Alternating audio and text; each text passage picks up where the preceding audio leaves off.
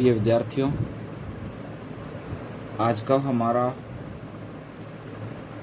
Topic chapter number 2 array, जो हमने previous video में पढ़ना स्टार्ट किया, उसका नेक्स्ट टॉपिक है। प्रीवियस कक्षा में हमने पढ़ा था कि एरे का क्या उपयोग है, मतलब एरे की आवश्यकता आपको कब होती है। दूसरा, एरे की पहचान, मतलब वो बिग ब्रैकेट, वो एरे की पहचान होती है, हमेशा एरे में वो यूज़ होता है। और एरे की परिभाषा, और उसके बाद एरे के प्रकार, 1D एरेज और multi dimensional arrays. Multi dimensional arrays में 2D और 3D था। आप लोगों के सिलेबस में 2D एरेज तक का ही है। 2D एरेज को हम मैट्रिक्स भी बोलते हैं। 3D एरेज आपके सिलेबस में नहीं है। तो बच्चों, अब तक आपको पता चल चुका होगा कि जब हमें किसी भी प्रोग्राम में बहुत सारी एक ही डाटा टाइप की वैल्यूज़ को यूज़ करना है, तो वहाँ पर बहुत सारे वेरिएबल्स को न लेकर हम एक ऐसा वेरिएबल लेते हैं, मतलब एक एरे ले लेते हैं, जिससे उस पूरे ग्रुप को एक ही नाम से जाना जाएगा और उसमें बहुत सारी वैल्यूज स्टोर हो जाएगी। तो एरे एक ऐसा सेट है जिसमें एक ही प्रकार की बहुत सारी वैल्यूज स्टोर हो सकती है, ठीक है। लेकिन शर्त वहाँ पर यह रहती है कि एक ही प्रकार की होनी चाहिए, सेम डाटा टाइप की होनी चाहिए, होमोजीनियस एलिमेंट्स होना चाहिए। और जब भी आप एरे लेते हैं, डिक्लेयर करते हैं, तो आपको ये भी प्रारंभ में फिक्स करना पड़ेगा कि कितने एलिमेंट्स के लिए आप एरे ले रहे हैं, प्लस उसकी डाटा टाइप भी आपको बतानी पड़ेगी। दूसरा, आपने वहाँ पर एरे से संबंधित एक इंडेक्सिंग सबस्क्रिप्ट नंबर, जिसको अवयव क्रमांक भी बोलते हैं, के बारे में भी पढ़ा था। आपको ये पता है कि एरे में जो इंडेक्सिंग होती है, अवयव क्रमांक जो चलता है, वो 0 से उसकी स्टार्टिंग होती है। मान लो आपने कोई 1D एरे लिया है, 5 एलिमेंट्स का लिया है, तो आपको ये पता है कि पहले अवयव का, पहले एलिमेंट का जो सबस्क्रिप्ट नंबर जो है, इंडेक्सिंग जो है, वो 0 है, दूसरे का 1, तीसरे का 2, चौथे का 3 और पांचवे का 4 होता है। मतलब 0 to n-1, n जहाँ पर टोटल नंबर ऑफ एलिमेंट्स को रिप्रेजेंट करता है। बच्चों, आपको एक ये चीज़ भी पता है, एरे के सारे एलिमेंट्स मेमोरी में कंटिन्यूस लोकेशंस पर स्टोर रहते हैं। एरे 2 टाइप्स के थे, 1D array, 2D array. 1D array को आप एक सिंगल रो या सिंगल कॉलम बोल सकते हैं, और 1D एरे के प्रत्येक एलिमेंट के लिए एक ही सबस्क्रिप्ट नंबर होता है। जबकि 2D एरे जो होता है, वहाँ पर प्रत्येक एलिमेंट के लिए 2-2 सबस्क्रिप्ट थे, रो इंडेक्स और कॉलम इंडेक्स, है ना। वहाँ पर भी रो की काउंटिंग 0 से शुरू होती है और कॉलम की काउंटिंग भी 0 से ही शुरू होती है। और 2D एरे जो है, वो एक ग्रिड स्ट्रक्चर होता है, टेबल जैसा स्ट्रक्चर होता है, जिसमें एक से ज़्यादा रोज एंड कॉलम्स होने चाहिए। तथा एरे में नाम के साथ हमेशा ब्रैकेट आता है, और ब्रैकेट खाली भी नहीं रखना चाहिए। ब्रैकेट में एक इंडेक्सिंग को लिखा जाता है। तो एरे के साथ कौन सा ब्रैकेट आता है, ये सबसे इम्पोर्टेंट बात है, आप ध्यान रखना, वही एरे की पहचान है। और बिना ब्रैकेट के एरे का नाम नहीं लिखना चाहिए। यहाँ तक हमने पढ़ा था। अब आज की टॉपिक जो है वो उसी का नेक्स्ट है, वो है एरे को प्रारंभ करना, स्टार्टिंग और इनिशियलाइजेशन ऑफ एन एरे। किसी भी एरे को प्रारंभ कैसे करते हैं, ये आज से हम पढ़ना शुरू करेंगे। सबसे पहले हम पढ़ेंगे 1D एरे को प्रारंभ करना।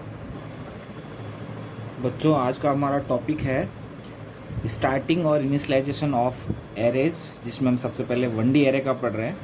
तो किसी भी एरे को डिक्लेयर करने के बाद उसमें एलिमेंट्स को स्टार्ट किया जाता है। ये किसी भी एरे का स्टार्टिंग या ये इनिशियलाइजेशन जो है, ये 2 प्रकार का होता है, कंपाइल टाइम और रन टाइम। पहला है compile time. Compile time array के डिक्लेरेशन के साथ ही उसमें इनिशियल वैल्यूज को रख दिया जाता है, तो इसे कंपाइल टाइम प्रारंभ कहा जाता है, ठीक है। जैसे इसका सिंटेक्स देखिए, डाटा टाइप, एरे का नाम, फिर ब्रैकेट में साइज, और फिर यहाँ पर हमें डिक्लेरेशन के साथ ही इनिशियलाइज करना है ना, इसलिए यहाँ पे सेमीकोलन नहीं लगा के क्या लगवाया हमने, इक्वल टू, और फिर ये कर्ली ब्रेसेस लगा के इसमें लिस्ट ऑफ वैल्यूज़ कॉमा लगा के सारी वैल्यूज़ लिख दो, लास्ट में यहाँ पर सेमीकोलन आया है। पिछली वीडियो में आपने डिक्लेरेशन पढ़ा था तो क्या था, डाटा टाइप, एरे का नाम, साइज, और इसके बाद सीधा यहाँ सेमीकोलन लगाते थे, क्योंकि हम वहाँ डिक्लेयर नहीं किया था उस समय, इनिशियलाइज नहीं किया था। अब यहाँ पर इनिशियलाइज करना है तो फिर इक्वल टू लगा दो और list of values curly braces में कंबाइन करके डाल दो। एग्जांपल देखिएगा, इंटीजर टाइप का एक एरे लिया है, एरे का नाम मार्क्स है, इसके तुरंत बाद ब्रैकेट आ गया, ब्रैकेट में मैंने साइज मेंशन की है, 5 एलिमेंट्स का ये एरे है, और सीधा इक्वल्स टू लगाकर ये 5 वैल्यूज़ को मैंने कर्ली ब्रेसेस के अंदर कंबाइन करके बीच में कॉमा लगाते हुए लिख दिया और फिर ये सेमीकोलन लगा दिया। तो इस प्रकार का जो एरे का जो स्टार्टिंग होता है, मीन्स डिक्लेरेशन विथ इनिशियलाइजेशन जो होता है, इसको ही कंपाइल टाइम इनिशियलाइजेशन या कंपाइल टाइम प्रारंभ कहा जाता है। इसके बाद इसका दूसरा टाइप है वो है रन टाइम इनिशियलाइजेशन या रन टाइम प्रारंभ। यहाँ इसका दूसरा प्रकार है रन टाइम प्रारंभ। किसी भी एरे को रन टाइम इनिशियलाइज या स्टार्ट या प्रारंभ किया जा सकता है। तो इस वाले मेथड में क्या किया जाता है, इस वाले मेथड में सबसे पहले एरे को डिक्लेयर कर लिया जाता है और उसके बाद इसमें लूप लगाकर एक एक करके कीबोर्ड से वैल्यूज़ को देते हुए असाइनमेंट ऑपरेटर को प्रयोग करके एक एक वैल्यूज़ को एरे में स्टोर किया जाता है और एरे को स्पष्ट रूप से चलाने के लिए रन टाइम प्रारंभ ही प्रयोग में लिया जाता है।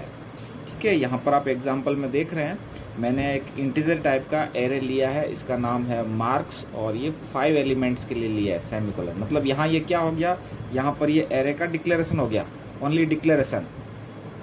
इससे पहले आपने यहाँ पर देखा था डिक्लेरेशन के साथ इनिशियल वैल्यूज डाल दी थी, डिक्लेरेशन के साथ ही, तो वो कंपाइल टाइम स्टार्टिंग हो गया। लेकिन अब हम दूसरा टाइप पढ़ रहे हैं, रन टाइम स्टार्टिंग। तो यहाँ रन टाइम स्टार्टिंग में क्या होता है, सबसे पहले एरे का डिक्लेरेशन कर दिया जाता है विदाउट इनिशियल वैल्यूज, बिना वैल्यू दिए। तो एरे डिक्लेयर हो गया है ना, एरे डिक्लेयर हो गया, मेमोरी एलोकेट हो गई। और आपको ये पता होना चाहिए, पिछली कक्षा में भी आप पढ़ चुके हैं, जब भी किसी वेरिएबल किसी भी एरे का डिक्लेरेशन हो जाता है उसको मेमोरी एलोकेट हो जाती है, और है ना, और उसके साथ उसको उसमें अगर आपने इनिशियल वैल्यूज़ नहीं दी है तो वहाँ पर वो गार्बेज वैल्यू जो स्टोर हो जाती है। तो यहाँ पर ये एरे डिक्लेयर हो गया और उसके साथ मैंने एक वेरिएबल भी लिया है, एक इंटीजर वेरिएबल लिया है। लूप चलाने के लिए हमें एक काउंटर वेरिएबल की ज़रूरत होती है ना, तो इसलिए एक सी नाम का एक वेरिएबल लिया। अब लूप लगाया मैंने, फोर लूप। ये फोर लूप सी में इनिशियल वैल्यूज़ डालता है 0 और सी को इंक्रीज़ करता रहेगा 1 by 1। C++ इसलिए लगा रखा है, 1 by 1 सी में वैल्यूज़ इंक्रीज होगी और ये लेस देन 5 तक, मतलब 0 से लेकर 4 तक ये लूप चलेगा। 0 से लेकर 4 तक का मतलब हुआ 5 टाइम्स। और इस फोर लूप का स्टेटमेंट कौन सा है, स्कैनएफ। तो स्कैनएफ इनपुट का ही काम करता है, इनपुट से रिलेटेड फंक्शन है। तो फिर क्या होता है, इसमें सबसे पहले वैल्यू जो स्टोर होगी वो होगी मार्क्स 0 पर, सी की वैल्यू 0 होगी, फिर होगी मार्क्स 1 पर, फिर होगी मार्क्स 2 पर, फिर मार्क्स 3 पे, मार्क्स 4 पे। इस प्रकार से लूप 5 टाइम्स चलेगा। यहाँ पर 5 वैल्यू इस एरे में रन टाइम पे प्रोग्राम चलेगा, उस समय स्टोर हो जाएगी। एक चीज़ और ध्यान रखना, जब भी आप एरे को डिक्लेयर करते हैं तो उसकी साइज मेंशन करने के साथ अगर आप इनिशियलाइज कर रहे हैं तो वहाँ पर जो साइज़ है उससे ज़्यादा का इनिशियलाइजेशन करोगे तो वहाँ पर एक एरर मैसेज आएगा। मान लो आपने यहाँ पर एरे 5 एलिमेंट्स के लिए लिया, लेकिन कर्ली ब्रेसेस के अंदर आपने मान लो 7 8 वैल्यूज लिखी, तो वहाँ एरर शो करेगा। और अगर आपने एरे के इनिशियलाइजेशन में, जैसे मान लो आपने 5 के लिए लिया और 3 एलिमेंट्स डाल रहे हो, तो वो 3 एलिमेंट्स वहाँ पर जाके स्टोर हो जाएंगे फर्स्ट 3 पोजीशंस पर, और नेक्स्ट जो बचे हुए रिमेनिंग है वहाँ पर गार्बेज वैल्यू स्टोर हो जाती है। ये आपने 11th क्लास में से पढ़ भी रखा है, इस चीज़ का भी को ध्यान होना चाहिए। अब आप लोगों के सामने है पहला प्रोग्राम, 1D एरे का एक सिंपल प्रोग्राम। तो ये प्रोग्राम है एरे में एलिमेंट्स को स्टोर करवाना और उनको प्रिंट करवाने का सिंपल सी प्रोग्राम।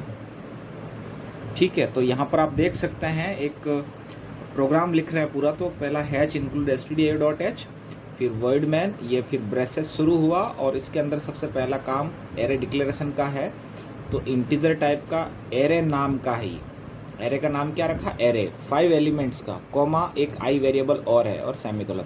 तो यहाँ पर 2 चीज़ें डिक्लेयर किए गए, एरे नाम का एक 5 एलिमेंट्स का एरे है जो इंटीजर टाइप का, और एक आई वेरिएबल।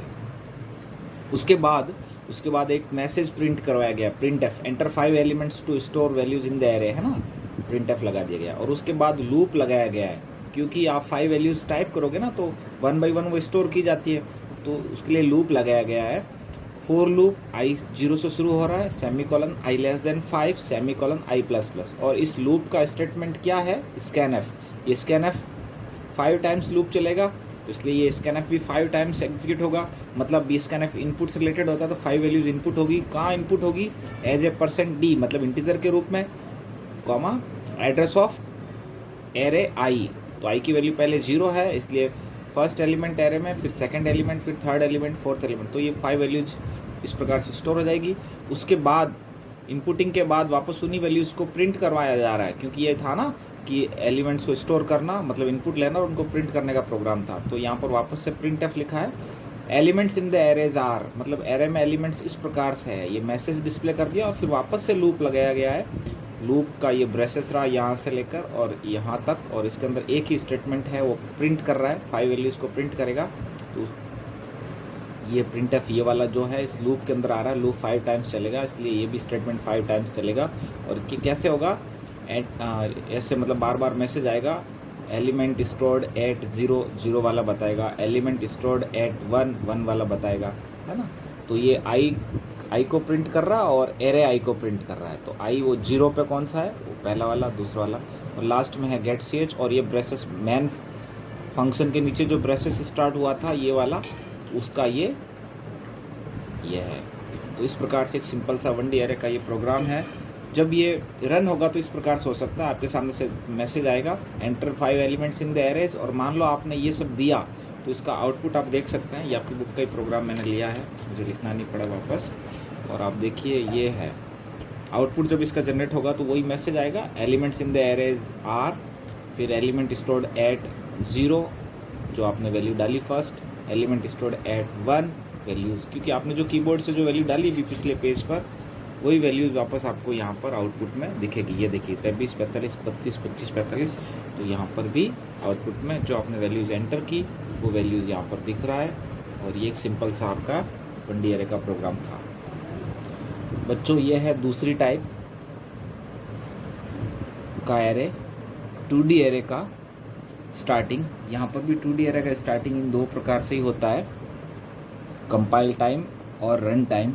ध्यान रखना ये 2D एरे है, यहाँ पर 2 ब्रैकेट्स होते हैं इसकी पहचान, और ये टेबल और ग्रिड जैसा स्ट्रक्चर बनता है, और यहाँ पर 2 प्रकार की इंडेक्सिंग होती है। चलिए पहला कंपाइल टाइम प्रारंभ। कंपाइल टाइम प्रारंभ का मतलब वही हुआ जब एरे को डिक्लेयर किया जाता है उसके साथ ही उसमें इनिशियल वैल्यूज़ डालना, उसको इनिशियलाइज करना। एरे के डिक्लेरेशन के साथ ही अगर उसमें वैल्यूज़ डाल दी जाती है असाइनमेंट ऑपरेटर लगाकर सीधा, है ना, तो उसको कहा जाता है कंपाइल टाइम प्रारंभ। तो आप देखिए मैंने एक इंटीजर टाइप का एरे लिया है जिसका नाम है वैल्यूज़, एंड इसके बाद 2 ब्रैकेट लगा दिए, तो पता चल गया ना एक 2D एरे लिया है। कितने बाई कितने का, 3 बाई 3 का, मतलब 3 रो और 3 कॉलम, तो टोटल 3 × 3 9 एलिमेंट्स स्टोर हो गए। तो ये देखिए इक्वल टू लगाया, ये ब्रेसेस लगाया। आप चाहो तो सीधा एक ही लाइन में ऐसा लिख सकते हो। तो ये स्टार्टिंग ब्रेसेस और ये इसका एंडिंग ब्रेसेस, कितनी लाइनें हैं, 3 की 3 लाइनें। तो ये पहली लाइन 3 एलिमेंट्स ब्रेसेस में, फिर कॉमा, फिर दूसरी लाइन के 3 एलिमेंट्स ब्रेसेस में, फिर कॉमा, और फिर तीसरी लाइन के 3 एलिमेंट्स ब्रेसेस में, लास्ट में क्लोजिंग ब्रेसेस, और लास्ट में सेमीकोलन। सेमीकोलन एक बार ही आया लास्ट में। इसका एक दूसरा तरीका भी होता है लिखने का, एक ही लीनियर वे में एक लाइन में आप इसको फिनिश कर सकते हैं। स्टार्टिंग ब्रेसेस, एंडिंग ब्रेसेस और लास्ट में सेमीकोलन। और उसके अंदर क्या आ रहा है, ये 3 एलिमेंट्स को कंबाइन कर रखा है, तो कॉमा, फिर ये नेक्स्ट वाला करली ब्रेसेस जिसके अंदर फिर से 3 एलिमेंट्स कंबाइंड कर रखा है, कॉमा, फिर नेक्स्ट ये 3।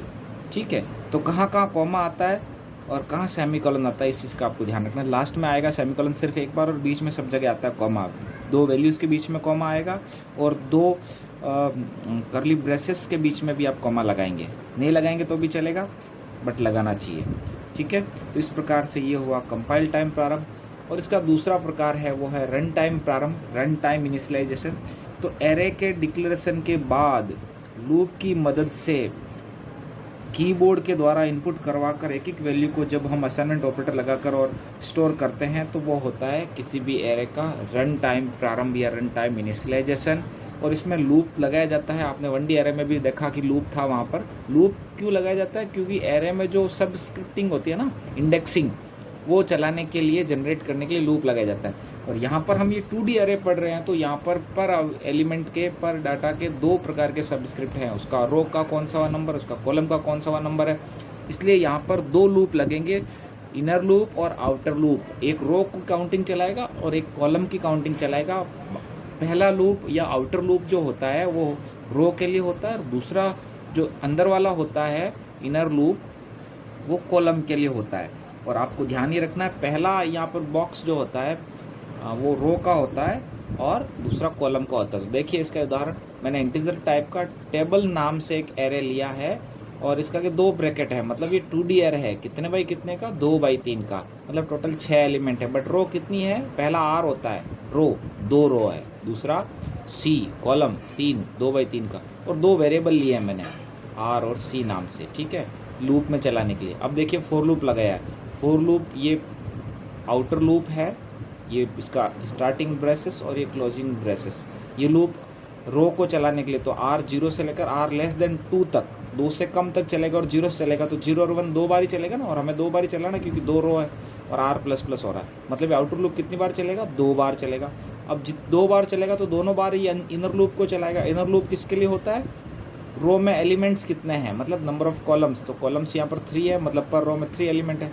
तो C 0 से C लेस देन 3 तक, लेस देन 3 मतलब 2 तक चलेगा, तो 0 1 2 3 टाइम्स चलेगा। ये देखो C प्लस प्लस कर रखा, तो 0 1 2 ऐसे चलेगा। और ये इनर लूप किसको चलाएगा, स्कैनएफ को चलाएगा। तो वो 3 वैल्यूज़ को इनपुट कराएगा, क्योंकि इनर लूप 3 बार चलाएगा। ये स्कैनएफ इनर लूप का ही पार्ट है। तो %d इंटीजर के रूप में वैल्यू स्टोर होगी। एड्रेस ऑफ कहाँ पर, टेबल R और C।